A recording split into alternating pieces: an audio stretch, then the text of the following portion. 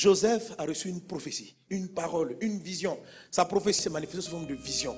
Il s'est vu briller. Il s'est vu avoir une lumière plus grande que celle de son père, de ses frères. Il ne comprenait pas de quoi il s'agissait. Il a vu ses frères se prosterner devant lui. Il ne savait pas de quoi il s'agissait. Après qu'il a eu ce songe, ce qui s'est produit a été le contraire. Mais la Bible nous raconte la vision de Joseph parce que quelque part, il a gardé ce rêve-là en lui. Parce que le jour où ça s'est accompli, la Bible dit qu'il s'est souvenu. Lorsque ses frères sont venus se mettre à genoux, il s'est souvenu. Bien au contraire, ce sont ses frères qui étaient en train de tenter de le tuer. Ce n'étaient pas des gens qui étaient en train de vouloir se prosterner. C'est des personnes qui étaient en train de le mettre à genoux, qui l'ont jeté dans un puits, qui ont failli mettre fin à ses jours. Mais Dieu n'a pas permis. Si tu n'es pas mort jusqu'à ce point, si les gens n'ont pas pu t'éliminer, c'est que ton histoire n'est pas terminée. Tu comprends? Les plans qui étaient faits contre Joseph étaient des plans mortels. Mais Dieu, même au milieu des ennemis, Dieu a fait changer leur réunion et puis ils ont pris une décision en disant, bon, de toute façon, s'il va être esclave en Égypte, il est trop loin de la famille. Comment est-ce que ce rêve-là peut-il s'accomplir? Mais Dieu avait son plan. Là où il l'a amené, c'est justement dans l'endroit où Dieu voulait qu'il l'amène. Parce que c'est là où il allait réaliser les choses. Et du jour au lendemain, ce qu'on appelle impossible s'est produit. Joseph était en prison. Satan l'a éloigné le plus loin possible de tout ce qui est élévation. Parce que lorsque Satan a vu Joseph commencer à devenir le chef de la maison de Potiphar, il dit, ce petit-là, de la façon dont il commence à être important pour son patron, il faut que je l'envoie plus loin. Je ne peux pas le tuer, mais je sais ce que je vais faire. Et Satan a fait en sorte que Joseph soit enfermé dans la prison avec un titre, une accusation de violeur. Mais ce qui n'est pas possible aux yeux des hommes, c'est réalisé. C'est-à-dire, il est littéralement impossible de sortir d'une prison. Quand vous lisez Genèse, il est dit que les Égyptiens ne pouvaient pas manger à table avec les Israéliens, les Hébreux. Un gros complexe de supériorité. C'est pas possible, tu vois. Et c'était donc impossible d'imaginer qu'un Hébreu dirige l'Égypte. C'est-à-dire, ça ne peut même pas monter à l'imagination de la population. Pourtant, en 24 heures, quelque chose s'est produit. Ce jeune homme a quitté la prison. C'est-à-dire, la veille, il était en prison. Le lendemain soir, il était avec un matelas dans une maison, avec des dossiers sur un bureau de la nation égyptienne. Ministère de ceci, l'agriculture. La veille, il est prisonnier. Le lendemain, il est au palais et il a des dossiers. C'est-à-dire, qui pouvait s'imaginer qu'un homme, en moins de 24 heures, on ne l'a pas vu arriver. Toute la logique qu'il faut pour amener une personne au sommet, rien de cela ne se manifestait. Et du jour au lendemain, Joseph s'est retrouvé propulsé au sommet. L'esprit me dit, c'est ce qui va se produire. Il y a des gens qui ont l'impression que la prophétie sur leur vie est trop loin de pouvoir se réaliser. Mais ça va venir comme ça. Du jour au lendemain, alléluia. Aujourd'hui, tu dors dans la galère. Mais demain, tu vas te réveiller. Dieu peut faire ça. Dieu va le faire. Dieu va positionner des choses extraordinaires dans cette nation et dans le monde. Il y aura des bouleversements. Ça sera tellement choquant. Dieu va le faire. L'ange a dit à Marie, rien n'est impossible à Dieu. Marie dit, je suis une femme vierge. Tu dis que je vais avoir incessamment un enfant. Ce n'est pas possible. Il lui dit, ce que tu dis, ce n'est pas possible pour la science. Mais Dieu, rien ne lui est impossible. Et il lui dit, même ta cousine, elle a passé largement l'âge de la ménopause. Mais l'impossible s'est réalisé. Vous voyez, c'est comme si dans une saison, à l'arrivée de Jésus, il y a eu beaucoup de choses extraordinaires qui sont produites. Et c'est cette sensation-là que j'ai prophétiquement. La manifestation de choses extraordinaires qui vont se produire dans l'atmosphère et dans la vie de plusieurs. Des changements étranges. Dieu n'a pas de limite. Est-ce que tu connais Dieu? Dieu. En fait, quelquefois, pour apprécier la puissance et la grandeur de Dieu, il faut observer l'univers qu'il a créé. Frère, l'univers n'est pas le produit d'un hasard. La nature est trop bien organisée, trop bien orchestrée pour être le fruit d'un hasard. Jamais le hasard n'a pu produire des choses si bien faites. Ce n'est pas possible.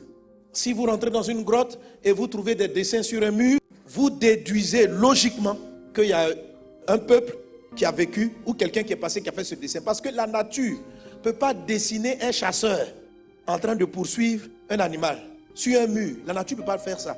Donc, lorsqu'on rentre dans ce type de grotte, on est tous unanimes pour dire qu'il y a eu une civilisation qui est passée là. On ne discute même pas pour dire est-ce que le vent n'aurait pas pu faire ça. On ne discute pas parce que c'est une évidence. La nature ne peut pas fabriquer un micro. Maintenant, si la nature ne peut même pas dessiner un chasseur en train de poursuivre un animal, comment elle va faire pour créer un homme?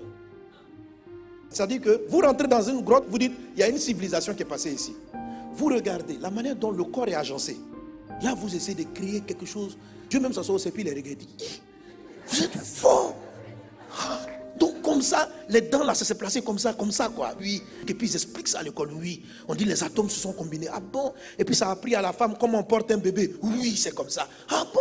Donc ça là, c'est la nature qui fait ça. Oui, nous t'expliquons scientifiquement. Ah bon? Et puis quand vous rentrez dans vos grottes, vous voyez un petit dessin. Ce n'est pas un accident. Non, ça c'est pas un accident. C'est pas possible que la nature dessine quelqu'un en train de poursuivre un cheval.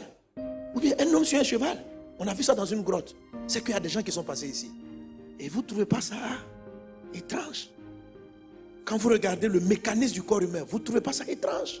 Votre logique est comment? C'est pas de la folie ça? Dieu existe. Il y a un créateur. Dieu a créé l'univers. L'univers. Tu sais l'univers. Si j'imagine que ça, c'est la taille du soleil.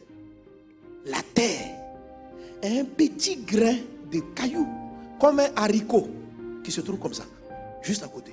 Ça c'est le soleil. La terre est toute petite.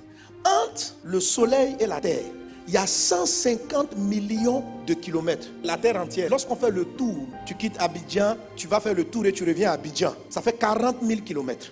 L'appareil qui est une sonde, le plus rapide que les hommes aient fabriqué, c'était une sonde que les gens vont envoyer vers le soleil.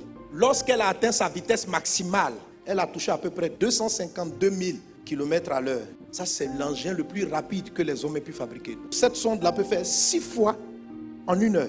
Si tu l'envoies à l'étoile la plus proche que Dieu a créée après le soleil, cet objet-là va prendre près de 18 000 ans. À 250 000 km à l'heure, il faut compter 18 000 ans. C'est-à-dire, tu es mort déjà. Tes enfants sont morts. Et à cette vitesse, cet objet n'a pas encore atteint la deuxième étoile que Dieu a fabriquée à côté du soleil. Et ces étoiles, il y en a des milliards qui sont encore beaucoup plus loin. Et quand tu as fini, Dieu fait la galaxie. Après ça, il fabrique encore d'autres galaxies. Dieu. Donc, quand des gens se sentent intelligents sur la terre et puis ils sont contents, et puis ils croient que Dieu va venir leur prouver quelque chose. Tu connais Dieu? Mais attends. Et quand vous imaginez que la chose est trop grande, ça ne peut pas être possible. Et Dieu te montre que même dans le petit, il est là-dedans. L'énergie la plus puissante que les humains sont capables de générer, c'est l'énergie nucléaire. Mais c'est de l'énergie qui vient du plus petit, du noyau de l'atome. C'est la puissance à l'intérieur avec laquelle le noyau de l'atome maintient certains électrons. Lorsque c'est déséquilibré, quand ça explose, ça fait ce qu'on appelle une bombe nucléaire. Ça peut ravager une ville entière. Dieu a mis autant d'énergie dans quelque chose, il faut des microscopes pour aller voir ce petit truc. C'est tout petit, mais la puissance qu'il y a là-dedans, ça c'est Dieu. Il fait l'infiniment grand. Quand les scientifiques sont arrivés dans l'atome, ils ont vu que l'énergie avec laquelle le noyau maintient les électrons, elle est énorme. C'est Dieu. Alors quand tu parles d'une maladie ou tu parles d'un problème, est-ce que tu vois comment l'affaire est très minuscule? Rien ne lui est impossible. Il est grand. Notre Dieu, le Dieu qui a tout créé. Et il y a des millions d'espèces. Il leur donne à chacune une façon d'être. Rien ne ressemble à rien. Alléluia. Dieu est grand. Et Dieu t'a aimé. Donc ses voix sont très élevées. Il y a des choses qu'il sait que tu n'as aucune idée. Mais il y a une parole sur laquelle tu peux t'appuyer. Il est fidèle. Il dit, je t'aime. Et que les projets que j'ai établis pour toi ne sont pas des projets de malheur. Il dit, le plan que j'ai pour toi n'est pas mauvais. Tu ne comprends pas mes voies. Tu ne comprends pas mon chemin. Mais mon plan n'est pas mauvais. C'est un bon plan. J'ai un bon plan pour toi. Alors souvent la vie s'écrit en prenant des directions tellement obscures. On ne peut pas s'imaginer comment est-ce que Dieu peut nous amener d'un tel blocage à l'accomplissement de quelque chose de très favorable en très peu de temps. Surtout lorsqu'on prend de l'âge, lorsque les années sont en train de passer. C'est inimaginable. On ne sait pas quel chemin il va prendre. Mais comme il a dit à Marie, rien ne lui est impossible. Et ce que l'Esprit dit dans mon cœur, c'est que la main de Dieu va agir au point où beaucoup de situations qu'on disait impossibles vont se réaliser dans ce laps de temps. Les choses vont changer. Pas parce qu'on mérite, pas parce qu'on est extraordinaire. Ça dépend de lui. Mais je me suis rendu compte que pour que chacun entre dans sa destinée et amène le surnaturel à intervenir, il y a quelquefois des attitudes et des façons de faire, amen, qui amènent l'impossible à devenir possibles en une fraction de seconde, en un temps record, et des choses qui favorisent l'arrivée de ce qu'on appelait impossible dans la vie des humains. Alléluia. Un ingrédient que seule l'espèce humaine est capable de manifester, qu'on ne trouve pas dans l'oiseau, qu'on ne trouve pas dans les autres espèces. Une chose que les humains ont, qu'on appelle la foi, avec l'espérance. Alléluia.